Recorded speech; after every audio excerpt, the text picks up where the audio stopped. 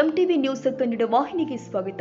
ಭಕ್ತರ ದುಡ್ಡು ಭಕ್ತರಿಗೆ ಕೊಡುವ ರಾಜ್ಯದಲ್ಲಿ ಏಕೈಕ ಮಠದ ಡಾಕ್ಟರ್ ಶಿವಕುಮಾರ ಸ್ವಾಮೀಜಿಗಳು. ಭಕ್ತರಲ್ಲಿ ದೇವರನ್ನ ಕಾಣುವ ಸ್ವಾಮೀಜಿಗಳು ಬಾಗಲಕೋಟೆ ಜಿಲ್ಲೆಯ ಸಿದ್ದನಗುಳ ಸಿದ್ದಶ್ರೀ ಮಠದಲ್ಲಿ ದಿನನಿತ್ಯ ಬರುವ ಭಕ್ತರಿಗೆ ಹಣವನ್ನ ಕೊಟ್ಟು ಆಶೀರ್ವಾದ ಮಾಡುವುದು ಸಿದ್ದಶ್ರೀ ಮಠದ ವಿಶೇಷತೆ ಇದೆ.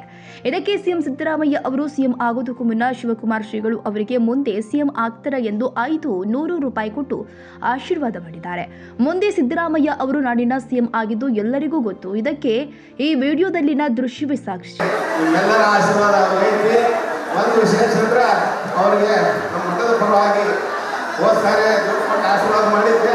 ಈ ಸಾರಿ ದುಡ್ಡು ಕೊಟ್ಟು ಆಶೀರ್ವಾದ ಮಾಡ್ತೀವಿ.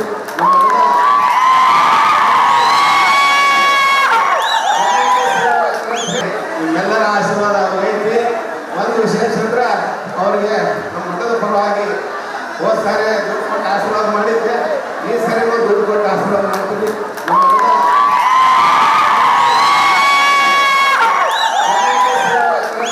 ನಿಮ್ಮೆಲ್ಲರ ಆಶೀರ್ವಾದ ಅವರಿಗೆ ಒಂದು ವಿಶೇಷ ಅಂದ್ರೆ ಅವರಿಗೆ ನಮ್ಮ ಮಠದ ಪರವಾಗಿ ಹೋದ ಸಾರಿ ದುಡ್ಡು ಕೊಟ್ಟು ಆಶೀರ್ವಾದ ಮಾಡಿದ್ದೆ. ಈ ಸಾರಿ ದುಡ್ಡು ಕೊಟ್ಟು ಆಶೀರ್ವಾದ ಮಾಡ್ತೀವಿ.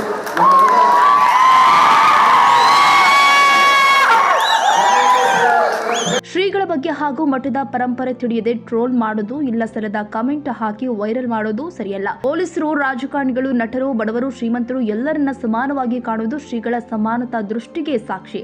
ಪೊಲೀಸರು ಸಮವಸ್ತ್ರ ಧರಿಸಿ ಕಾಲಿಗೆ ನಮಸ್ಕಾರ ಮಾಡುವಾಗಲೂ ಶ್ರೀಗಳು ಡ್ರೆಸ್ ಮೇಲೆ ನಮಸ್ಕಾರ ಮಾಡಬೇಡಿ ಎನ್ನುತ್ತಲೇ ಮಠದ ಪರಂಪರೆಯಂತೆ ಹಣ ಕೊಟ್ಟು ಆಶೀರ್ವಾದ ಮಾಡಿದ್ದಾರೆ. ಅದು ಲಂಚವಲ್ಲ. ಇದೇ ರೀತಿ ಯಡಿಯೂರಪ್ಪ, ಈಶ್ವರಪ್ಪ, ವಿ ಸೋಮಣ್ಣ ಹೀಗೆ ಅನೇಕರಿಗೆ ಚಿತ್ರ ನಟರಿಗೆ ಹಣ ಕೊಟ್ಟು ಆಶೀರ್ವಾದ ಮಾಡಿದ್ದಾರೆ.